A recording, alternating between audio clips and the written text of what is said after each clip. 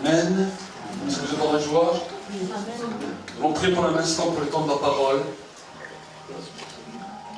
Et que pendant ce temps, quelque chose de nouveau puisse venir dans ta vie.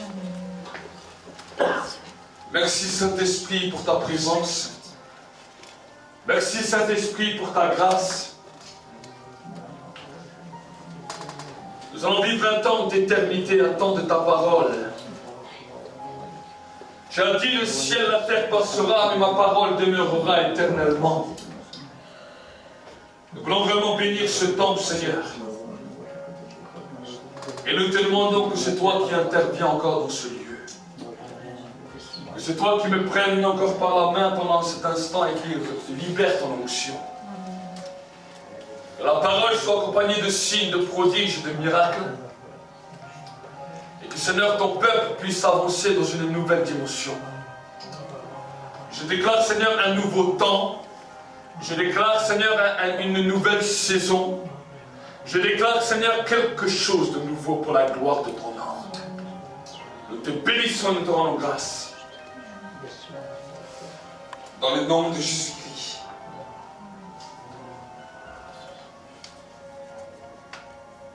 Amen. Amen. Vous puissiez ouvrir votre Bible pendant un instant dans le livre de Jean. Jean au chapitre 16.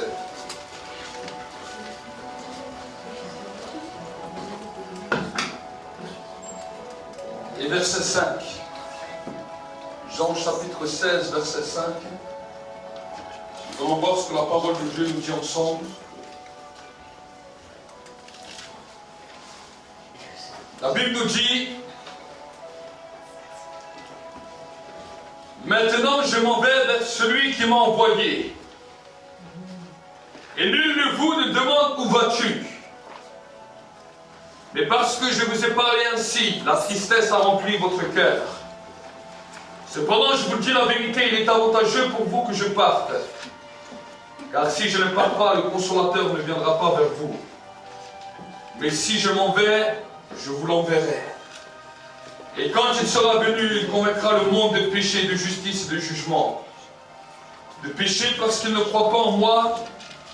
De justice parce que je vais vers le Père et que vous ne me verrez plus. Et de jugement parce que le prince de ce monde est jugé. J'ai encore beaucoup de choses à vous dire, mais vous ne pouvez les comprendre maintenant. Quand il sera venu, lui, l'Esprit de vérité, il vous conduira dans toute la vérité, car ses paroles ne viendront pas de lui-même, mais il parlera de tout ce qu'il aura entendu et vous l'annoncera les choses à venir. Lui me glorifiera, parce qu'il prendra de ce qui est à moi et qui vous l'annoncera. Amen. Amen. Amen.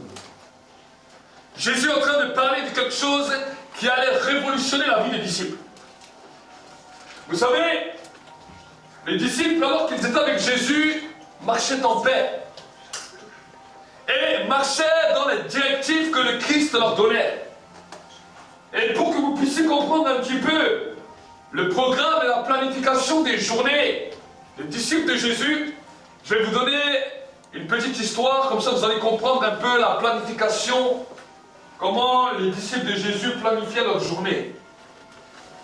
Alors que les disciples de Jésus se rassemblaient devant le maître le matin, Jésus était en train de leur donner des indications. Et dans ces indications, ils notaient ce qu'ils devaient faire. Et la Bible nous dit que Jésus les envoyait 2 à 2 dans les endroits et dans lesquels il dira: voilà, maintenant vous allez arriver dans tel et tel endroit. Quand vous allez prendre la 5e rue à droite, vous allez aussi tourner à gauche, et à gauche vous allez voir un mendiant qui est là. Cet homme souffre de telle et telle maladie, vous allez prier pour lui et il va être guéri. Même si tu en vois 15 avant, tu prieras pour celui que je t'ai dit, et c'est celui-là qui va être guéri. Est-ce que vous savez? C'est pour cela que quand les disciples partaient, ils revenaient chaque fois avec du résultat. Amen. Et à des moments où les disciples faisaient des choses qui ne leur avaient pas été recommandées, ils ne trouvaient plus de résultats. À un moment, un jour, on leur amène un enfant épileptique. Et là, les disciples n'avaient aucune recommandation. Ils ont essayé de faire toutes sortes de prières, rien n'a marché. Et à un moment donné, ils l'amènent chez Jésus. Et Jésus leur dit, voici maintenant cette sorte de démon ne sort que par le jeûne et la prière. La preuve qu'à ce moment-là, ils n'avaient pas reçu d'indication pour cela. Ils ont essayé de faire des choses comme eux-mêmes pensaient. Amen. Et les disciples avaient compris que la dépendance à Jésus était très importante. Parce qu'ils avaient chaque fois besoin de recevoir des recommandations de sa part pour savoir où aller, comment faire et comment planifier leur journée. Parce qu'ils savaient que dès qu'ils étaient avec Jésus, la planification de leur journée allait de succès en succès. Amen. Et à un moment donné, alors que les disciples étaient là avec Jésus, Jésus leur parle de quelque chose. Il leur dit un au revoir. Il leur dit un adieu. Et il leur dit que lui, il va partir. Et quand Jésus leur annonce cela, eux, ils croyaient qu'ils allaient rester avec le Christ pendant 10 ans, 20 ans, 30 ans. Après 3 ans de formation intensive, le Seigneur a dit, maintenant c'est le temps où il faut que je m'en aille.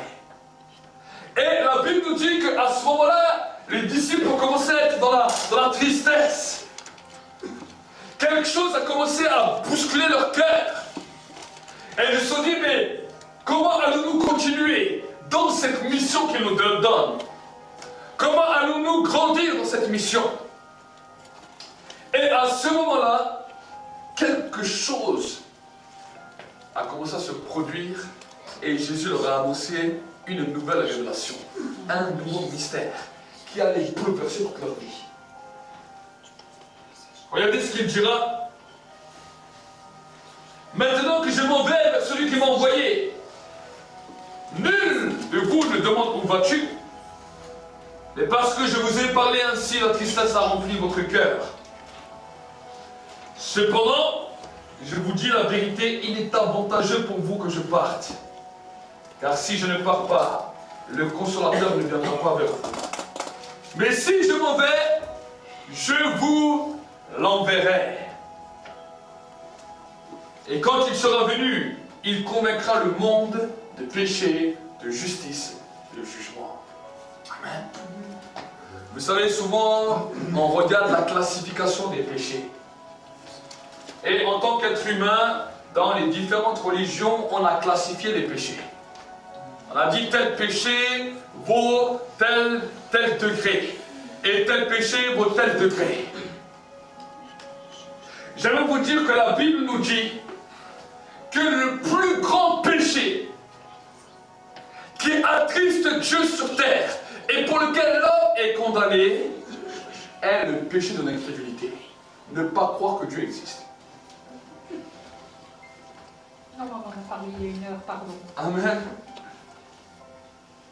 Ne pas croire que Dieu existe est le plus grand des péchés qui a bousculé l'homme et qui l'a éloigné de Dieu.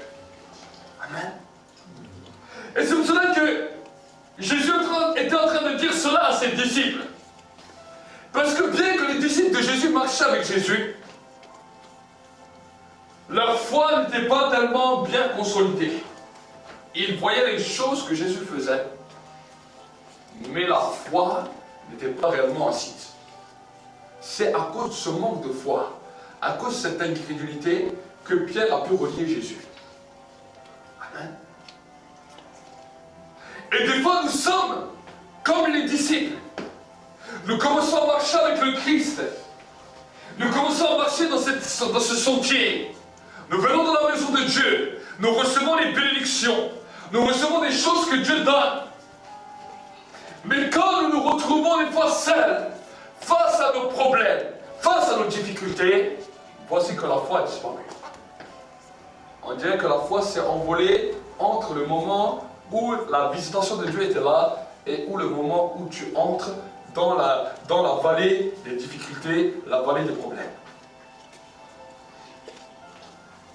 Et c'est cela que les disciples, Ils ont dit, mais si maintenant nous ne pouvons plus approcher du Maître, nous avons la grâce de pouvoir nous approcher du Maître chaque jour.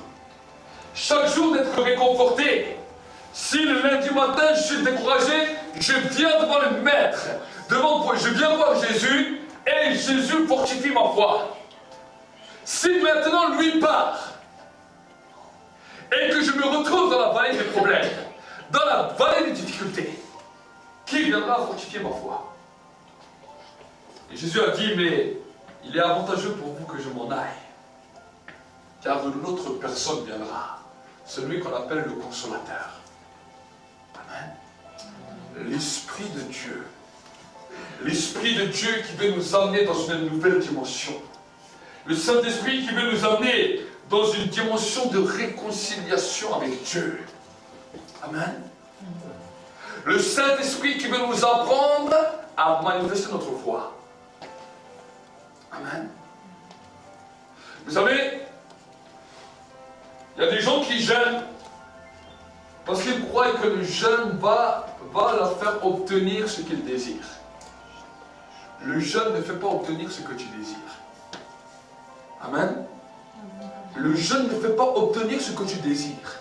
Le jeûne est simplement là pour humilier ton âme et que la foi soit libérée pour obtenir les choses dues. Ce n'est pas le jeûne qui nous donne les bénédictions, mais c'est la foi. Amen. La Bible nous dit dans le livre de Hébreux 11, sans la foi, il est impossible de plaire à Dieu. Celui qui s'approche de Dieu doit croire qu'il existe et qu'il est le rémunérateur de ceux qui le cherchent. Voilà le premier combat de tout croyant dans le monde. Chaque fois que tu dis je veux croire en Dieu, le diable vient avec une pensée, est-ce que Dieu existe vraiment?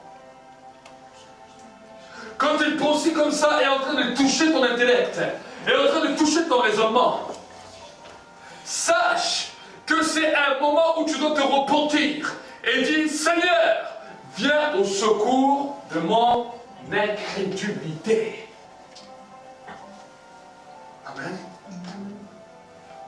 Vous savez, le problème de la religiosité, c'est les œuvres. Je ne dis pas que les œuvres ne sont pas bonnes, mais les œuvres ne te sauveront pas. La religiosité, c'est j'ai fait des bonnes choses dans ma vie. Et parce que j'ai fait des bonnes choses, je suis un bon chrétien. J'ai atteint une nouvelle dimension. J'aimerais vous dire, toutes les œuvres que tu fais, ces œuvres ne t'apportent pas la foi. Amen. C'est bien de faire les œuvres, mais sache que ce n'est pas à cause des œuvres que tu es sauvé.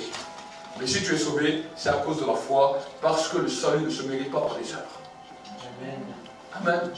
Aucune œuvre, même la meilleure, même tu sauves 10 personnes de la mort, toutes ces œuvres ne t'apportent pas le paradis. Parce que le paradis ne s'obtient que par la foi et l'acceptation de ce que le Christ a fait pour nous. Amen. Amen. C'est cela que nous devons comprendre. Parce que si nous ne comprenons pas cela, nous risquons de passer à côté. Amen. Et vous savez, quand le Saint-Esprit vient, le Saint-Esprit vient pas simplement pour faire joli. Le Saint-Esprit vient pour que tu entres dans une communion avec lui et dans une nouvelle dimension avec lui. Le Saint-Esprit n'est pas simplement là pour te faire des frissons le dimanche ou le mardi ou le jour où tu viens à l'église et de dire « Oh là là, ça me fait du bien ». Le Saint-Esprit n'est pas simplement émotionnel, mais le Saint-Esprit est une personne. Amen. Le Saint-Esprit n'agit pas simplement dans l'émotion, mais le Saint-Esprit est une personne. Et comme une personne, il peut se sentir accepté ou il peut se sentir refusé. Comme une personne, il peut sentir s'il est le bienvenu ou s'il n'est pas le bienvenu. Amen. Comment fait-on quand une personne vient chez toi à la maison pour que cette personne puisse se sentir le bienvenu? Tu vas avoir un bon accueil envers cette personne. Amen. Tu vas saluer cette personne de manière chaleureuse. Tu vas lui dire bienvenue, je suis content que tu es dans ma maison. Je suis content que tu peux venir dans ma maison. Et pour que cette personne se sente à l'aise, tu ne vas pas la laisser assise et toi tu vas partir à toutes tes activités et tu dis bon, si tu as besoin de moi, tu m'appelles. Je n'ai jamais vu une personne qui agit comme ça quand tu accueilles une personne. Même si tu avais des activités, même si tu as toutes tes activités, à cause de la personne qui vient chez toi, tu dis je vais prendre un temps pour que cette personne puisse se sentir bien. Amen. Même si tout ton linge, hein, mes soeurs, si tout ton linge, il y a des grandes corbeilles, à cause de la visite de l'ami, tu vas laisser ça. Et tu vas dire, bon, le linge, il peut attendre. Le linge, demain, il sera toujours là, mais mon ami ne sera pas toujours là. Amen. Amen. Alors, il est vrai que le Saint-Esprit est toujours là. Contrairement à d'autres amis qui viennent occasionnellement. Amen. Alors peut-être des fois quand tu entends ça, tu dis, mais alors si c'est comme ça, je ne dois plus rien faire à cause d'un ami. Non, ce n'est pas ça que je te dis. Mais tu dois prendre un temps avec lui pour que lui puisse te donner des conseils dans ta journée. Amen. Amen. La différence entre le Saint-Esprit et les démons, elle est très simple. Quand un démon vient pour manipuler et détruire une personne, il ne lui demande pas son avis. Il vient se saisir de la personne et il vient faire ce que lui veut. Il ne regarde même pas la volonté de la personne. Le Saint-Esprit n'agit pas de cette manière. Le Saint-Esprit agira toujours en fonction de ta volonté. Si les gens croient que le Saint-Esprit va venir sur eux, et qu'ils ne seront plus maîtres de rien, c'est le Saint-Esprit qui conduit tout, ça c'est une monumentale erreur. C'est une monumentale erreur. Le Saint-Esprit n'agit pas comme ça. Mais le Saint-Esprit vient. Le Saint-Esprit nous conseille. Le Saint-Esprit nous avertit. Le Saint-Esprit partage avec nous de ce que c'est la volonté du Père. Et il te dit toujours, tu as le choix soit d'accepter, soit de refuser. Amen. C'est souvent que des fois j'ai vu où les gens me disaient, ah, c'est le Saint-Esprit qui m'a dit de faire ça, c'est le Saint-Esprit qui m'oblige de faire ça. Le Saint-Esprit n'oblige personne. Amen. Le Saint-Esprit n'oblige personne. Mais au contraire, quand il te dit de faire quelque chose, et il te dit de le faire, ton cœur il bat à 15 000. Seigneur, t'es sûr? Il me dit, je te montre, essaye. C'est ça que j'ai compris avec le Saint-Esprit. Le Saint-Esprit ne m'a jamais forcé à rien faire. Amen. Mais par contre, quand tu lui obéis, alors tu vois qu'il commence à agir. Amen. Quand le Saint-Esprit donne une direction, il y a toujours une confirmation de la direction. Par contre, si nous faisons les choses par nous-mêmes, ou par notre propre raisonnement, souvent nous faisons les choses sans avoir demandé conseil à Dieu. Et nous subissons le poids de nos propres erreurs. Et ensuite on dit, maintenant c'est Dieu qui m'a oublié, c'est Dieu qui m'a abandonné. La Bible nous dit un verset qui m'a interpellé un jour. Si l'Éternel ne bâtit la maison, celui qui l'a bâtie le fait en vain. Amen. Si Dieu lui-même ne bâtit pas ta propre maison, ton propre intérieur, si tu essaies de bâtir par toi-même, tu bâtis en vain. Pourquoi? Parce que l'homme est assujetti à tout vent. Et même des fois notre prière, au lieu d'être dirigée par le Saint-Esprit et conduite par la foi, notre prière est conduite par l'émotion de notre âme. Pourquoi je vous dis ça? Quand nous allons bien, nous avons des belles prières. Il suffit qu'une situation difficile arrive sur notre vie. Un problème, un tracas, notre prière se change en lamentation. Amen. Et c'est pour cela que là, Jésus a dit que celui qui a des oreilles, avant de pouvoir même commencer à ouvrir sa bouche, écoute ce que l'Esprit dit à l'Église. Dieu t'a donné combien d'oreilles? 4. T'as donné 4 oreilles. Les deux charnels et les oreilles de la foi. Mais physiquement, il t'a donné combien d'oreilles? Deux. Il t'a donné combien de bouches? Une. Pourquoi? Pour écouter 2 fois plus que tu parles. Des fois, tu parles de trop. Hein? Des fois, même ta prière est une parole trop. Alors qu'avant que tu parles, tu pries. Avant que tu pries, tu dis j'écoute. Pour que ma prière ne soit pas conduite simplement selon mon âme, selon mon humeur. Parce qu'aujourd'hui, je ne suis pas bien, donc je vais prier comme ça. Aujourd'hui, je suis bien, je vais prier comme ça. Et ensuite, ta prière, elle a des hauts, elle a des bas. Dieu ne veut pas que tu entres dans cette position. Dieu veut que tu entres dans une nouvelle dimension dans laquelle ta prière est dirigée par le Saint-Esprit. Amen. Que le moment soit favorable ou que le moment soit défavorable. Job a dit, je reconnais que mon Rédempteur est vivant et que c'est lui qui se lève toujours le dernier. Dieu veut que tu puisses être nourri de sa parole. La parole écrite, mais la parole aussi que le Saint-Esprit a. Pour pouvoir être nourri de sa parole, tu as simplement besoin de prendre l'écriture, la clé USB de Dieu, et de commencer à lire ce qui est écrit dedans. À laisser cela te nourrir. Cela, quand tu vas commencer à lire la Bible à haute voix, quelque chose de spécial va se passer. À ton palais, cela va devenir comme du miel.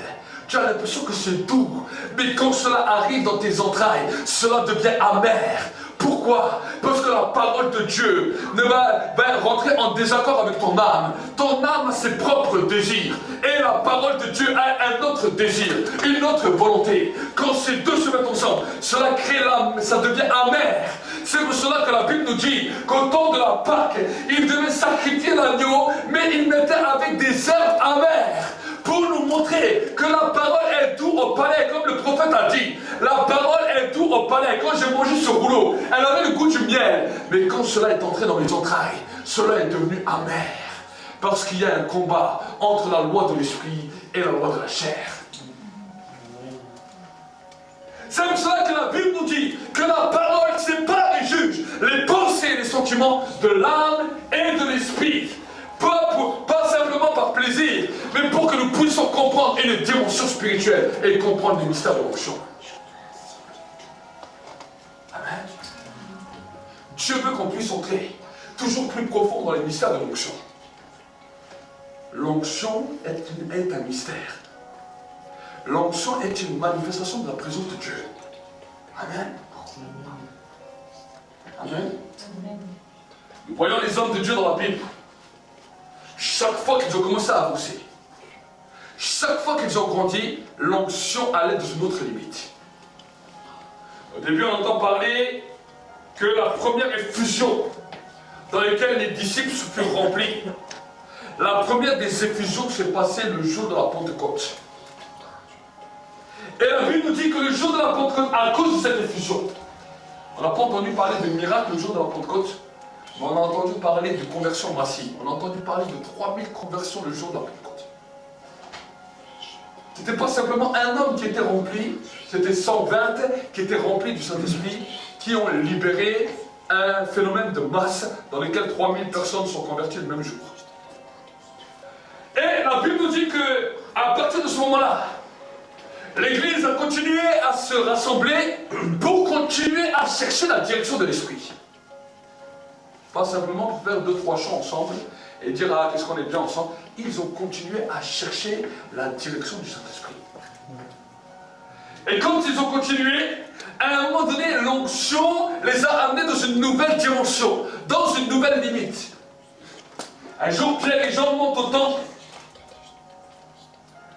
Et alors qu'ils sont en train de monter, ils voient un homme qui est impotent des pieds, qui est infirme des pieds, qui est là devant le temple en train de manger. Peut-être cet homme il était là tous les jours avant, mais jusqu'à là ils ne l'ont pas vu. Mais une chose est claire, c'est que l'onction entrait dans une période de transition. Et à ce moment-là, quand les apôtres l'ont vu, ils n'ont pas dit, viens, on va prier avec toi.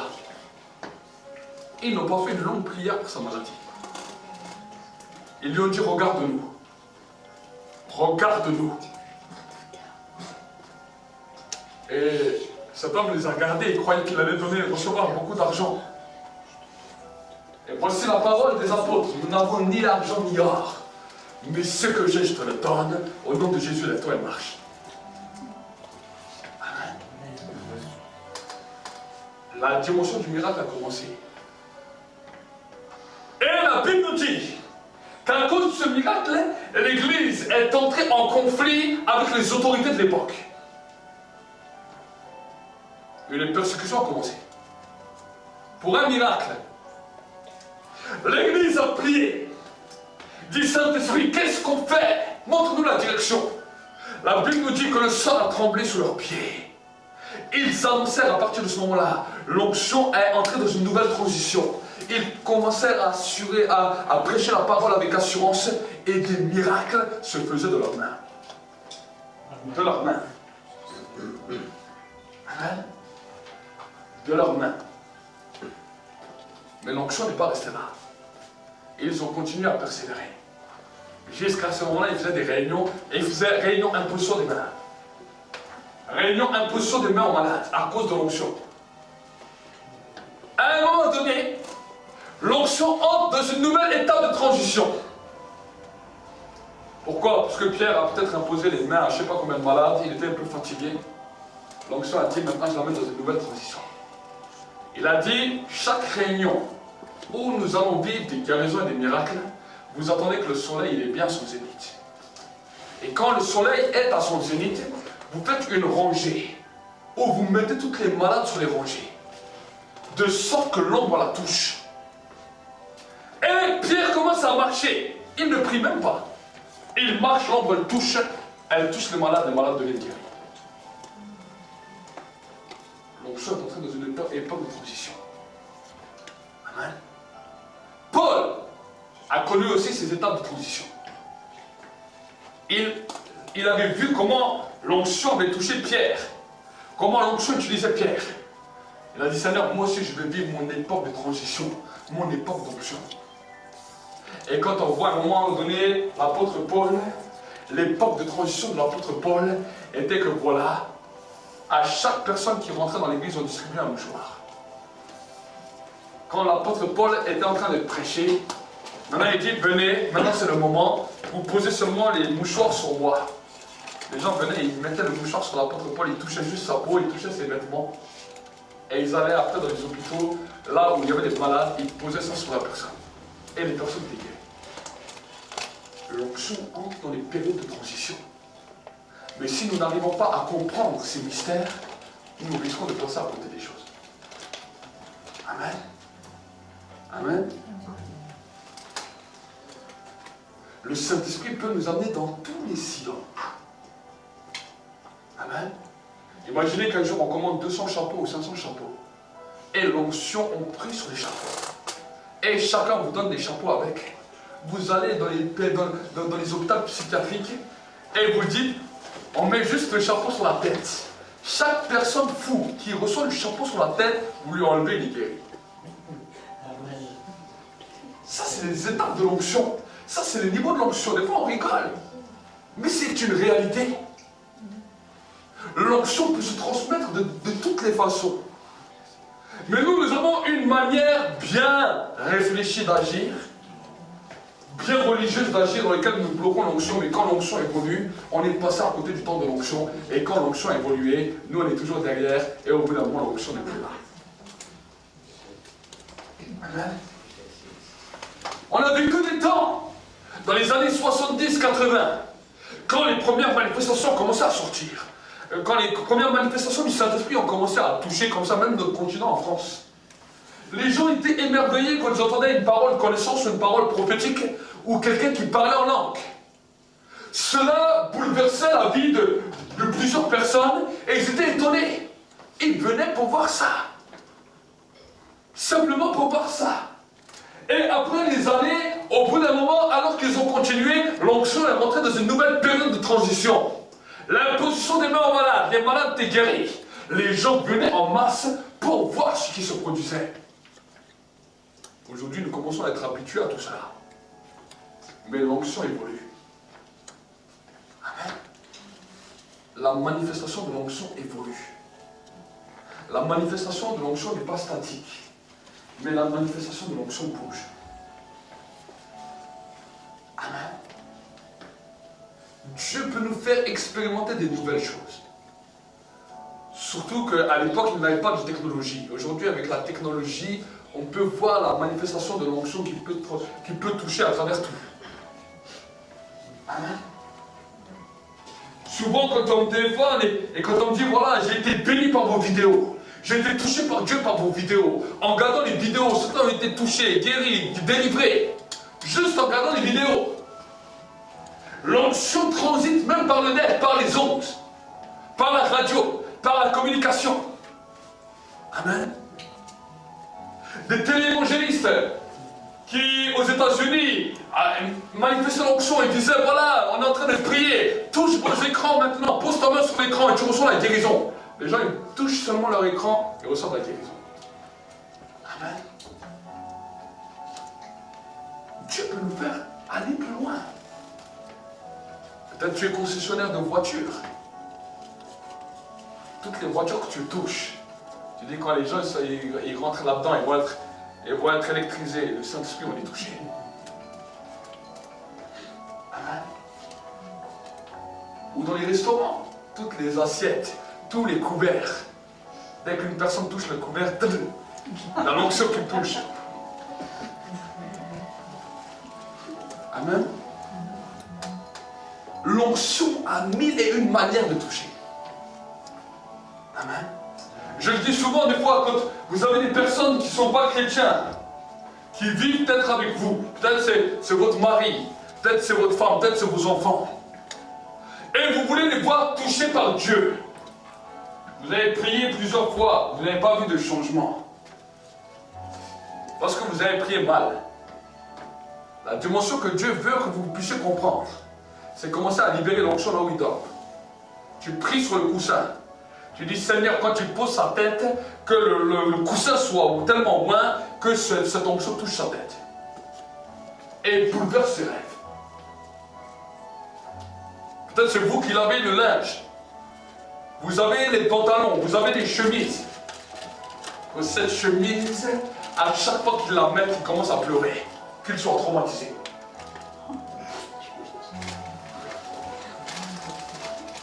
Qu'il soit traumatisé, chaque fois qu'il met cette chemise, il va pleurer. Peut-être tu vas me dire, mais pasteur, ça ne marche pas. Pourquoi ça ne devrait pas marcher? Je te renvoie la question. Pourquoi ça ne devrait pas marcher? La foi libère la grâce de Dieu. Même si ça ne marche pas la première fois, la deuxième fois ou la troisième fois, ça va marcher. Chaque fois qu'il met cette chemise, il va être traumatisé. Il va pleurer. Et quand il pleure, tu restes devant lui ou devant elle et tu souris. Tu dis, je savais que tu allais pleurer. Comment? Parce que je travaille avec mon Dieu et mon Dieu t'appelle. Amen. Mais nous sommes bloqués dans nos raisonnements. Nous croyons que peut-être qu'un jour il va commencer à écouter un petit peu. Et à force d'écouter un petit peu, il va se rapprocher. Et à force d'un petit rapprochement, Dieu va commencer un peu à toucher son cœur. Hey, tu entends comme ça pendant combien d'années? Ça n'a pas produit de fruits. Parce que tu es limité dans ton raisonnement. Moi j'ai un Dieu du choc. Amen. J'ai un Dieu qui fait des électrochocs. Des fois quand je me retrouve avec des non-chrétiens, je dis, est-ce que je peux prier? Je fais oui, je dis, Seigneur, que tu puisses les traumatiser. Ils me regardent avec des grands yeux comme ça. Je dis, Seigneur, traumatise-les. Traumatise-les. Je sais que quand je fais ce genre de prière, ils vont me rappeler. Amen. Parce que ça les choque. Parce que même si toi tu n'as pas la foi quand tu dis ça, eux croient pas qu'ils vont l'avoir. Ils vont dire, ah ça y est, il m'a dit une parole comme ça, maintenant il me jette un mauvais œil. Pourquoi il m'a dit ça? Et à cause de la foi, Dieu déclète. Dieu entre en action. Amen. Oui, la première fois que je l'ai fait, je n'ai pas cru forcément. Je dis, oh Seigneur, je dis quelque chose, mais je ne sais pas si ça va marcher. Mais en déclarant simplement cette parole, ça a déclenché la foi chez l'autre. Je dis, pourquoi il a dit ça? Pourquoi Dieu va me traumatiser? Il rentre, il a déjà peur, parce qu'il a la foi qui est en action. Et à cause de cette foi, le Saint-Esprit entre en action. Amen. Tout est possible à celui qui croit. Amen. Et le but que nous rassemblons dans l'église, c'est pour recevoir un renouvellement de l'onction et une nouvelle transition de l'onction. Souvent les gens ils viennent simplement à l'église dire, ah, écoutez, peut-être une bonne parole, on va un petit peu voir les uns et les autres. Viens pas comme ça dans cette atmosphère. Viens dans l'église et tu dis, Seigneur, merci pour ce que j'ai vécu cette semaine. Merci pour ce que j'ai expérimenté avec toi. Mais maintenant je veux plus. Je veux vivre une nouvelle dimension. Je veux vivre une nouvelle onction. Je veux vivre quelque chose de nouveau. Amen. Amen. Amen. L'onction et la foi va permettre que ce que tu n'arrivais pas à faire va devenir possible. Là où les blocages étaient venus les uns derrière les autres, l'onction, la Bible nous dit, brise le joug et la foi libère l'action. Je répète, l'onction brise le joug, mais la foi libère l'action. Il y a des fois des gens qui sont venus au contact de l'onction, le joug a été brisé. Vous avez senti que quelque chose s'est produit, mais à cause du manque de foi, vous n'avez pas vu l'action continuer. Et d'autres ont eu la foi, mais parce que le joug n'a pas été brisé, parce que le manque d'onction, parce que l'onction manquait, malgré toute la foi, ils n'ont pas vu leur changement. Amen. C'est pour cela qu'il est important que vous soyez dans un lieu où l'onction est là. Amen. C'est pour cela que c'est important que vous soyez dans une église où l'onction est là, où la manifestation du Saint-Esprit est là. Pourquoi? Parce que cette onction va briser le joug qui est sur vos vies. Cette onction va briser les blocages qui sont sur vos vies. Cette onction va briser les blocages qui sont dans votre vie. Mais ensuite, quand le blocage est brisé, tu as besoin de la foi pour que le Saint-Esprit entre en action et amène l'impossible dans ta vie. Amen.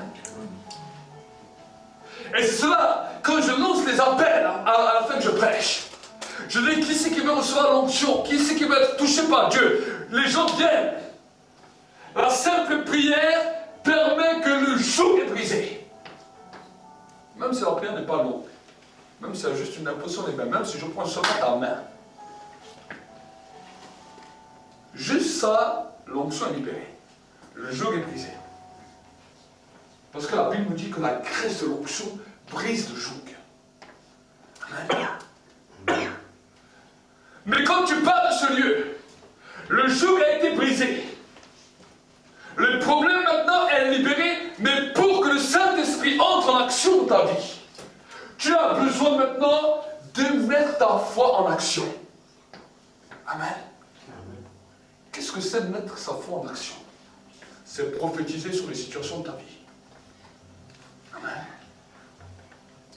Peut-être les docteurs, les médecins ou les personnes ont déclaré ça sur ta vie. Mais toi, tu prophétises quelque chose d'autre. On avait dit, ta situation n'aboutira pas. Tu n'arriveras pas à avancer. Je dis, Seigneur, maintenant je déclare quelque chose d'autre. Parce que tu as dit dans ta parole, tu as des plans et des projets pour moi. Amen. Et tu restes sur ta position même si le diable vient te faire croire autre chose. Le diable vient te faire croire maintenant, tu te fais des films. Il vient avec des peurs, tu dis je refuse les peurs. Satan, je te résiste. Parce que je sais qu'en te résistant, tu fuis loin de moi. Si je ne te résiste pas, tu viens me dévorer. Tu viens me manger. Mais parce que je te résiste, tu dois fuir. Amen. Ça, c'est ce que nous devons comprendre. Ce sont des mystères dans lesquels Dieu veut que tu puisses évoluer. Le Saint-Esprit veut que tu puisses évoluer. Et ça devient ce qu'on appelle une vie chrétienne. Le reste, c'est simplement une image. Là, tu commences vraiment à comprendre la vie chrétienne. à comprendre ce que c'est marcher avec Dieu, à comprendre qui est Dieu, à savoir quelle est sa dimension de marche, quelle est sa compréhension de marche. Amen. Nous devons comprendre et connaître cela pour que nous puissions avancer. Amen. J'ai vu déjà dans ma vie, à travers ma vie, avec mon expérience avec le Saint-Esprit, différentes manifestations, comment le Saint-Esprit se manifeste. Il y a des fois où j'ai pu voir des gens qui commençaient à tomber quand je commençais à prier pour eux. D'autres fois, des gens commençaient à trembler. D'autres commençaient à pleurer. D'autres, quelque chose commençait à bousculer leur vie. Ce que je commence à voir souvent, c'est que les gens commencent à trembler avec les mains, ils tremblent comme ça, ils viennent et disent, moi, je ne sais pas ce qui se passe, je commence à trembler, mon corps commence à trembler. La crainte de Dieu commence à saisir les cœurs. Hier encore, nous avons fait une réunion. Et ensuite, alors que j'ai fini de prêcher, on a commencé à prier avec les gens ont commencé à tomber, l'onction a commencé à se manifester. Les gens ne tenaient même plus debout. Au point qu'un petit garçon de 6 ans, il vient chez moi, il me dit, comment tu fais ça? Il me dit, comment tu fais ça? Parce que l'onction commence à descendre. Amen. Le Dieu de grâce est un Dieu qui travaille avec l'onction et la foi. Amen. L'onction brise le joug, mais la foi fait entrer le Saint-Esprit en action. Et c'est pour cela que nous avons besoin d'être en communion avec lui. Des fois, peut-être dans notre communion, ce n'est pas forcément là où nous libérons notre foi, mais la communion va nous rapprocher avec le Saint-Esprit. Nous allons commencer à le connaître comme une personne. Nous allons savoir qu'il est là avec nous. Nous allons commencer à prendre soin de sa personne. Et parce qu'on prend soin de sa personne, il va prendre soin de nous. Amen. Celui qui ne prend pas soin du Saint-Esprit, le Saint-Esprit ne peut rien faire pour lui. Amen. Alors peut-être, vous allez me dire, oui, mais c'est bizarre. Comment nous qui sommes hommes pouvons-nous prendre soin de Dieu? Vous savez, le Saint-Esprit est une personne. Il a simplement besoin de se sentir la bienvenue. Il a seulement besoin qu'une personne dise, chez moi tu es la bienvenue et je vais devoir faire tout changer à merveille. Amen. Mais si les personnes disent, oh non, d'abord c'est Dieu qui doit faire les choses avant que je l'invite, alors tu passes à côté du temps. Amen. Dieu veut que tu l'invites. Dieu dit, invite-moi chez toi. Il n'a pas dit à Zachée, je vais tout changer parce que tu as regardé du haut de ton arbre. Il a dit, viens Zachée, il faut que je vienne chez toi, dans ta maison. Et dans ta maison, ma grâce va commencer à couler. La Bible nous dit, je suis à la porte des cœurs et je frappe. Si quelqu'un entend ma voix, ouvre la porte, j'entrerai chez lui, je souperai avec lui, et lui avec moi. Et après le souper, il dit, j'établirai ma demeure chez lui. Et le Père et moi, nous viendrons habiter dans cette maison. Amen. Là où il y a le Père, là où il y a Jésus, il y a tout qui est changé. Amen. Il y a tout qui est changé. Et ce soir, mon frère, ma soeur, peut-être que tu regardes aussi cette vidéo. Aujourd'hui, votre vie peut changer. Amen. Amen. Si tu comprends ces mystères, quand tu vas venir devant après, l'onction va briser le joug sur ta vie. Mais parce que le joug est brisé, à toi de mettre ta foi en action. Amen. À toi de déclarer des choses nouvelles sur ta vie. À toi de dire, de décréter quelque chose. Et de rester sur cette position jusqu'à ce que cette position est là. Amen. La foi, la Bible nous dit dans le livre de Hébreux 11, c'est de croire que Dieu existe, qu'il est le rémunérateur de ceux qui le cherchent. Et il nous dit aussi, en fonction de la foi, que la foi est une ferme assurance des choses qu'on espère, une démonstration de celles qu'on ne voit pas. Toutes les choses que tu espères, Dieu peut te les donner. Amen. Toutes les choses. Il n'y a pas de choses trop petites pour Dieu. Le problème ne vient pas en fonction de la demande, le problème vient en fonction de notre foi. Amen. Même si ce que tu demandes est un avion, un jet privé ou un beau bateau. Dieu n'a rien contre ça. Si tu as la foi, qu'il soit fait selon ta foi. Amen. Mais des fois, même pour les petites choses, on n'a pas beaucoup de foi. Seigneur, peut-être ça, alors on essaie les choses les plus petites. Dis, bon, si peut-être, Seigneur, demain il y a une personne qui m'emmène un pain ou une baguette chez moi à la maison, ah, j'aurais mis ma foi en action. C'est mon pasteur, le pasteur Ricardo Rodriguez, qui un jour nous disait, au début de son ministère, il galérait, il n'y avait pas beaucoup de gens, et non seulement ça, il a eu des problèmes financiers. Il a dit qu'il n'arrivait même pas à acheter un poulet pour sa famille. Parce qu'en Colombie, c'était dur, le temps était dur. Et un jour, il était à sa fenêtre. Et alors qu'il était à sa fenêtre, il a senti l'odeur du poulet qui était en bas. Et il a dit, ah Seigneur, si seulement je pourrais avoir une moitié de poulet. Et tout d'un coup, même pas une heure après, une sœur est venue à sonner chez lui. Elle lui a dit, tiens, voilà ce que Dieu m'a demandé de te donner. Et elle est partie. Et il a ouvert, il avait vu la moitié d'un poulet. La moitié d'un poulet. Elle a dit, mais pourquoi je n'ai pas demandé un poulet entier? Mais à partir de jour-là, il a compris. Et sa foi a commencé à grandir. Amen. Mais nous aussi, nous sommes des fois tellement petits. Et en plus, des fois, Dieu nous accorde des petites choses. Mais après, on est encore incrédule s'il y a d'autres choses. Ah, peut-être Dieu il ne voudra pas ça. Parce qu'on nous a conditionnés. Amen. Dieu est capable de nous donner tout. Mais est-ce que nous sommes capables de le croire? Amen. Dieu est capable de nous donner tout. Mais est-ce que nous sommes capables nous-mêmes de le croire? Et comment nous sommes capables de le croire dans notre déclaration? Ce que tu déclares de ta bouche. Amen. Pas dire une déclaration et 10 minutes après, à cause de l'incrédulité, détruire ta parole. Il y a des gens qui disent des choses, qui déclarent des changements, et une heure après, ils disent le contraire. Ah, moi, je ne sais pas si c'est ça. Déjà, juste en disant, je ne sais pas, tu as annulé l'autre parole. Amen. Pourquoi des fois ça met un peu de temps? Par contre, ça, je peux vous l'expliquer. Pourquoi des fois la déclaration de foi met un peu de temps?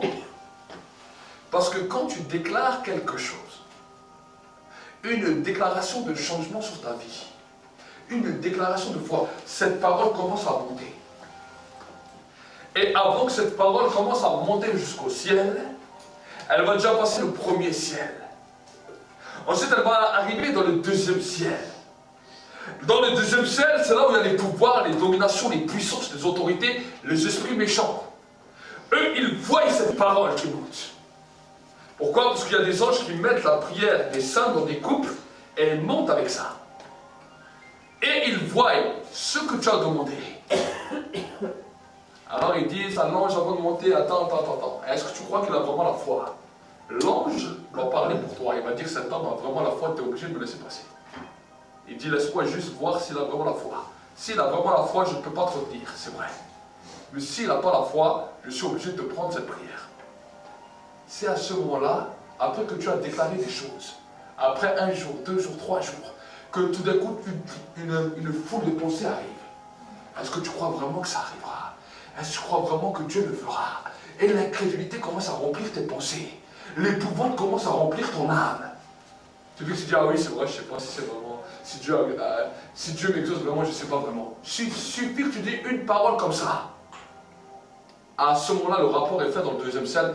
La prière, on peut l'enlever parce qu'il a déclaré quelque chose de sa bouche. Donc on a le droit, c'est notre propriété. L'ange revient et monte au ciel. Et le Père lui dit, mais où est la prière de foi?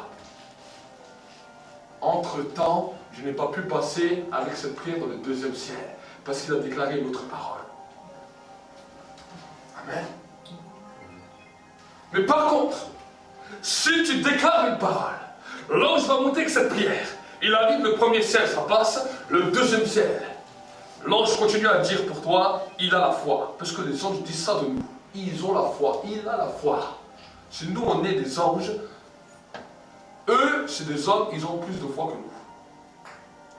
Et qu'à ce moment-là où le diable vient essayer de te tourmenter, tu continues à persévérer. Tu dis, non Seigneur, ce que tu as dit, c'est ce qui arrive. Ce que tu as dit, ce qui arrive. Je déclare que le changement est là, malgré les pensées de mon cœur. Je refuse ces pensées. Le diable n'a pas le droit de toucher ma prière.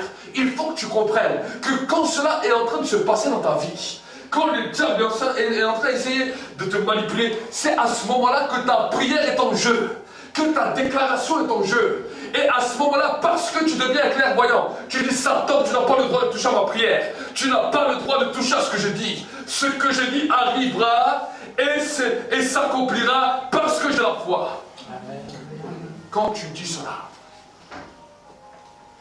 l'ange au ciel dit au démon, vous avez vu, je suis obligé de passer. Les démons se retirent. Résistez au diable et il fuira loin de vous. La prière arrive au ciel. Le Père dit, ah, une prière de foi.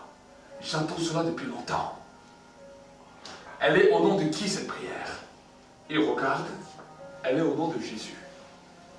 Il rentre, il remplit toutes les bonnes conditions.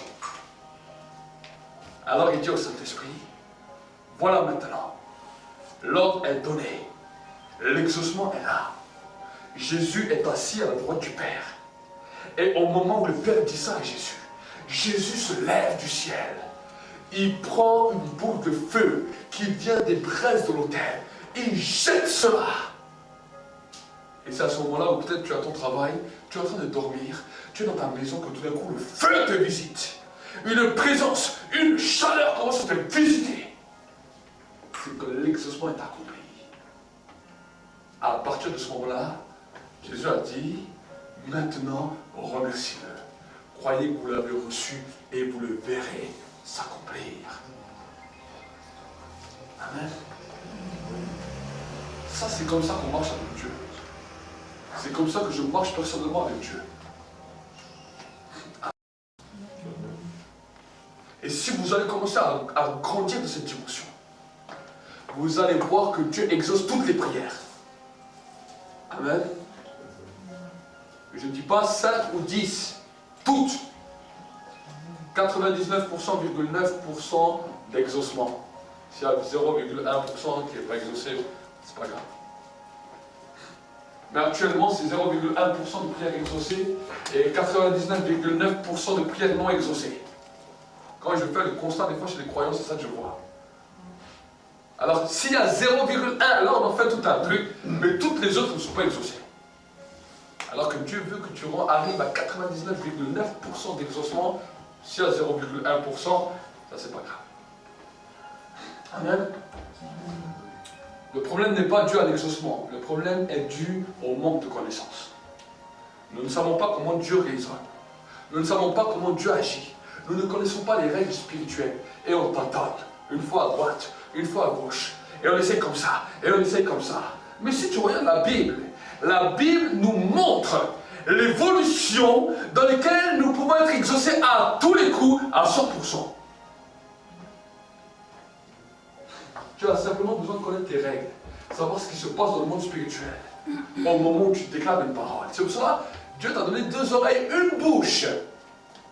Amen. Amen. Amen.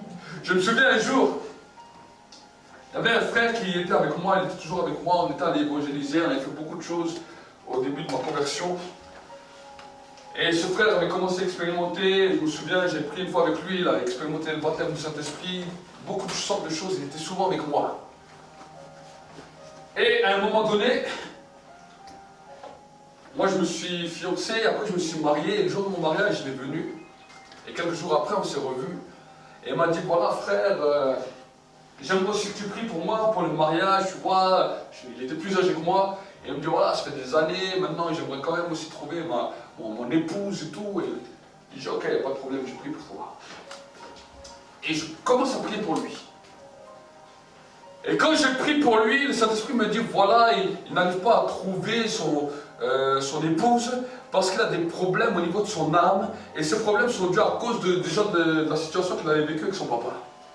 Il m'a dit ça. Bon, jusqu'à là, la parole était facile à dire.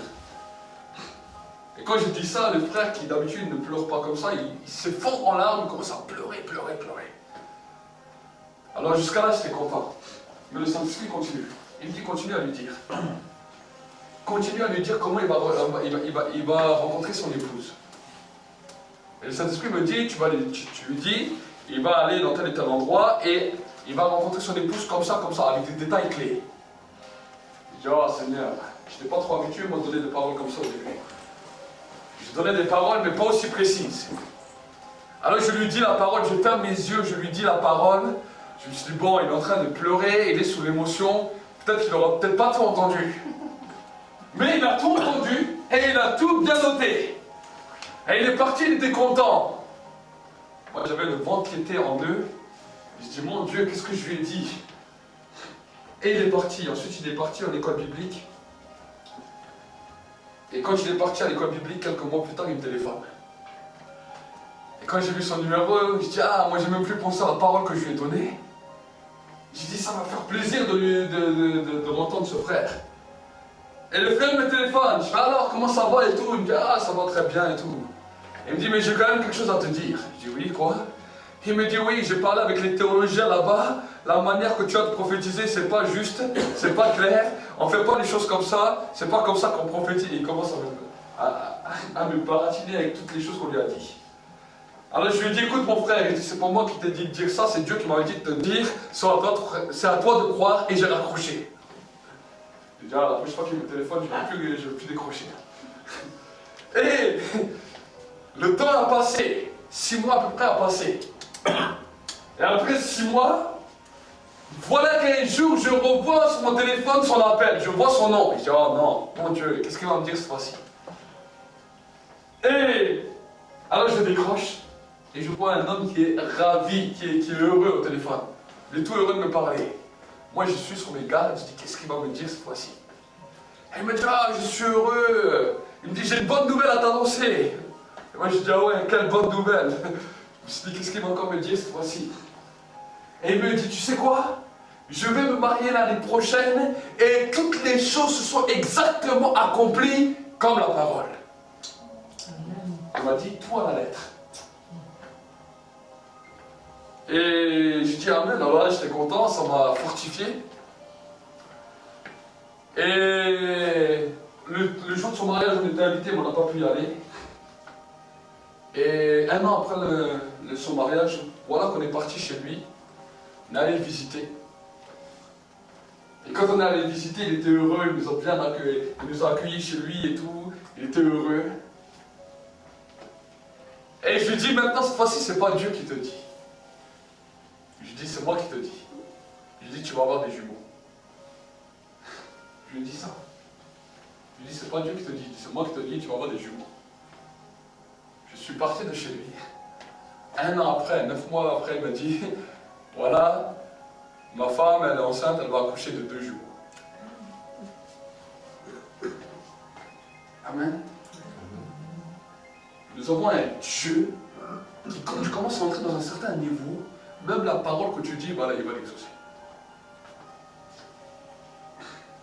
Élie a dit à Akab, le ciel sera fermé, il s'ouvrira qu'à ma parole. Amen. Élie il a dit ça.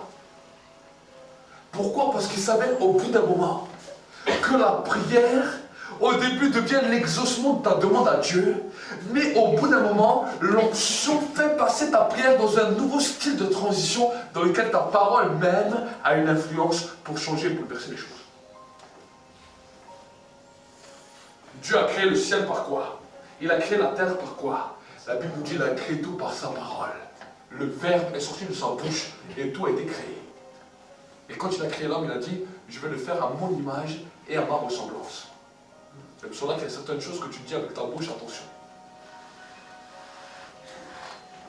Amen. Amen. La Bible nous dit, par tes paroles tu seras condamné, par tes paroles tu seras justifié. Ta parole est un verbe qui peut changer. C'est pour ça que je te dis, quand tu dis, Seigneur, qu'il soit traumatisé, qu'il soit secoué, ta parole commence à créer ce qui n'existait pas. Amen. C'est peut-être difficile à comprendre. On se dit, mais de quoi il est en train de nous parler? Mais c'est une réalité. C'est cette réalité qui amène le changement. Si nous voulons voir nos pays changer, si nous voulons voir nos gouvernements changer, si nous voulons voir les nations du monde changer, nous devons déclarer. Quand je regarde dans la Bible, vous savez, du temps du peuple d'Israël, il y avait deux montagnes. Une montagne où des hommes étaient mis à part simplement pour aller sur cette montagne et déclarer des malédictions. Et une autre montagne dans laquelle d'autres hommes étaient là constamment pour déclarer des paroles de bénédiction. Et Dieu a dit à celui qui obéit à la loi, à celui qui obéit à ses préceptes, les paroles que ces hommes sont en train de déclarer vont être libérées sur la vie de ces hommes. Si les gens commencent à transgresser ma loi et ma parole, les hommes qui sont sur le mont où on déclare des malédictions, ces malédictions vont toucher les gens. Ce qui est dommage aujourd'hui dans notre temps, c'est que les mots où les paroles de malédiction sont toujours là. Les sorciers sont en train de maudire et de maudire et de maudire. Les occultes sont en train de maudire et de maudire et de maudire. Ils sont en train de déclarer des paroles sur paroles. Et Dieu cherche les hommes qui sont sur la montagne où la bénédiction est déclarée, où la parole de vie est déclarée. Et malheureusement, les chrétiens entrent dans le même processus de la malédiction. Parce que les autres maudissent, alors il dit, il n'y a pas d'espoir. Il entend les sorciers dans le monde invisible qui disent toute la journée, il n'y a plus d'espoir. Le monde est détruit. Le monde est détruit. La fin du monde. Les gens sont voués à l'échec. Les gens vont mourir comme des bêtes. Ils entendent ça dans la dimension de l'esprit. Et là, ils répètent les mêmes choses. Ils vont prier devant Dieu et dire, ah, Seigneur, tu es un Dieu magnifique. Mais dans quel monde de misère on est? Oh Seigneur, oh, c'est tous ces pécheurs, ils vont périr. Oh, on est en train de maudire avec eux. Dieu veut voir un autre genre d'homme qui déclare une autre parole. Amen. Qui déclare une parole de changement. Qui déclare une parole de vie. Au début, Dieu va te faire expérimenter les dimensions de ta prière. Mais au bout d'un moment, ta prière entre en transition avec l'onction et ta parole même devient une prière. Ta parole même devient une déclaration de Dieu. Ce que tu dis, c'est ce qui arrive. À un moment, l'apôtre Paul, il se trouve devant un sorcier qu'on appelait Bar-Jésus. Le sorcier était en train de soudoyer le consul de l'époque. Paul est en train de lui prêcher la parole et l'autre il est en train de lui dire maintenant il te raconte des bêtises, il n'écoute pas. Paul n'a pas prié. Il a dit, toi fils de Satan, tu vas devenir aveugle maintenant.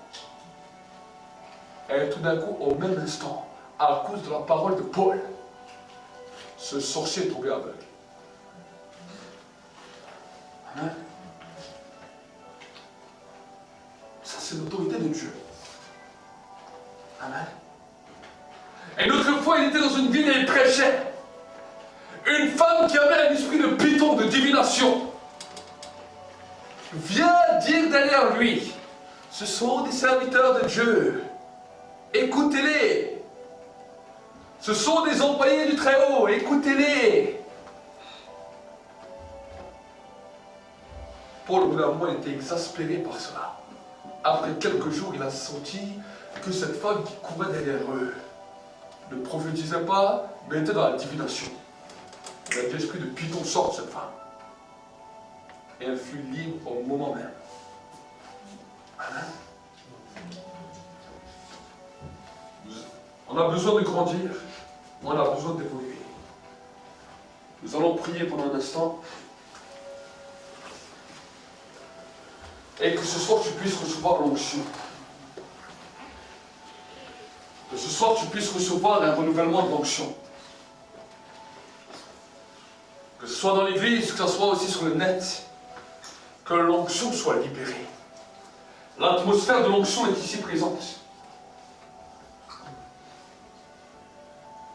Mais sache que maintenant, alors que tu vas recevoir l'onction, est-ce que tu es prêt à changer? Est-ce que tu es prêt à marcher dans la foi? Selon ce que la Bible nous dit, mon juste vivra par la foi. Mais s'il se retire de ce chemin, mon âme ne prendra pas plaisir en lui. L'onction est là pour briser ton joug. L'onction est là pour briser ton problème. Mais est-ce que tu es prêt à persévérer dans la foi et à déclarer un changement sur ta vie? À déclarer un changement là où plus rien n'allait. Et à rester jusqu'à ce que tu vois cet exaucement être libéré sur ta vie. Demeurer ferme et persévérer pour que cette prière monte au ciel et que cette prière redescende en flamme de feu sur ta vie. Jésus a dit dans la parole, je suis venu pour jeter un feu sur la terre. Je suis venu pour jeter un exaucement sur la terre. Mais qu'ai-je à désirer si un autre feu est allumé? C'est le feu de l'incrédulité, le feu du doute, le feu de la hantise, le feu du désespoir, le feu du découragement, le feu de la lassitude est allumé. Aujourd'hui, Dieu veut lancer un feu sur ta vie, le feu de l'exaucement.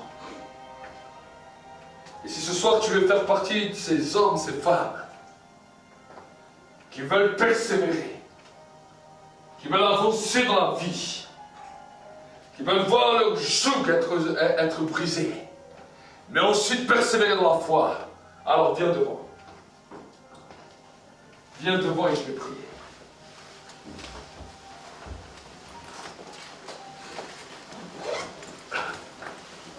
Viens devant.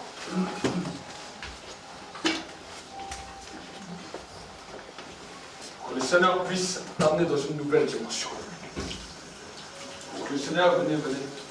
Pour que le Seigneur puisse t'amener dans une nouvelle saison.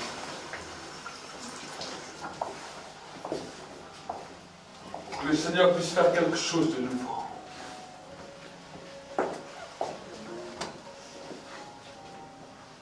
Prie maintenant. Déclare quelque chose sur ta vie de nouveau. Déclare quelque chose sur ta vie. Commence à prier. Aussi derrière les écrans, vous puissiez commencer à prier maintenant, à déclarer une parole de foi. Que veux-tu qu'il change dans ta vie? Que veux-tu qu'il change? Élève ta voix pour un instant. Élève ta voix pour un instant.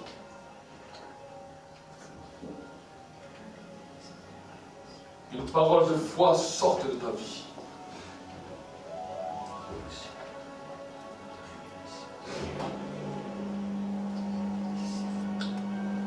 Merci Saint-Esprit que c'est toi qui exauce maintenant la foi, qui honore la foi.